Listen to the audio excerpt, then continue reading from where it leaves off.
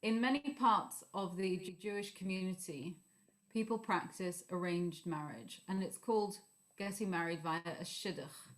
Shidduch is the name that refers to the marriage process where people, instead of meeting of their own volition, are introduced to each other either through their friends, their family, or through a matchmaker.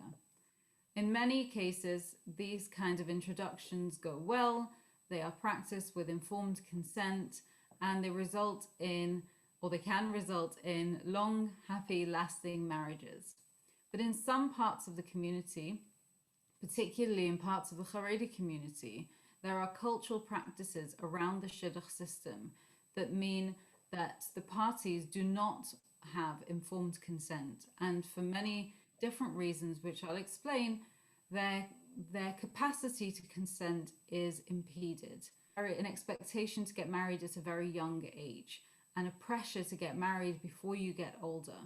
And if somebody's going to be reaching their 18th or 19th birthday, and then after that they're considered old, that pressure that's put on them to agree to a marriage before they get older than that can mean that the marriage that they may say yes to verbally is not something that they're actually consenting to, because the only reason they're consenting is because there's this pressure on them to get married quickly.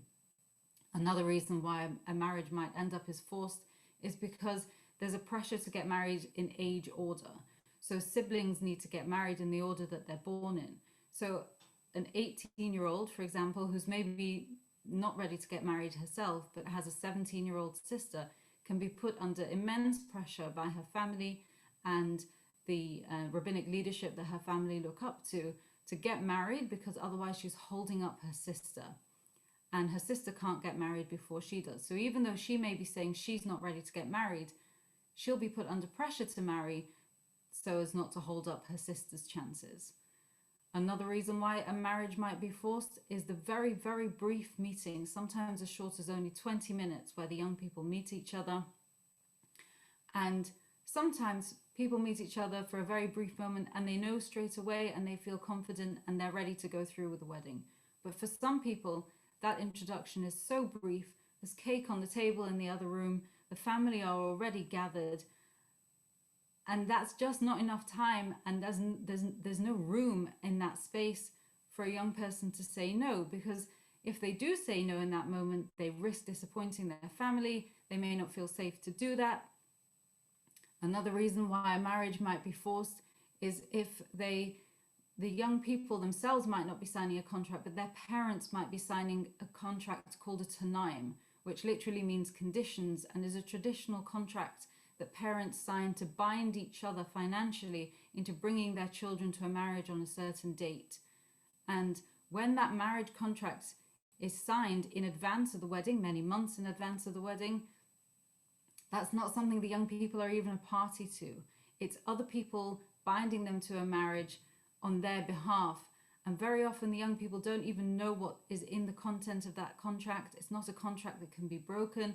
And there are lots of superstitious beliefs also about breaking a contract like that they'll be punished, that they'll have bad luck. So there's a contract like that puts young people under immense pressure to go through with a wedding. Young people also very often don't know what a marriage entails sexually, and they don't know what consummating a marriage means. So they may agree in principle to marrying the person in front of them because they've been brought up all their lives that that's how you go into adulthood, you get married. But actually when they're agreeing to get married, they don't know what that entails, and therefore that doesn't constitute informed consent.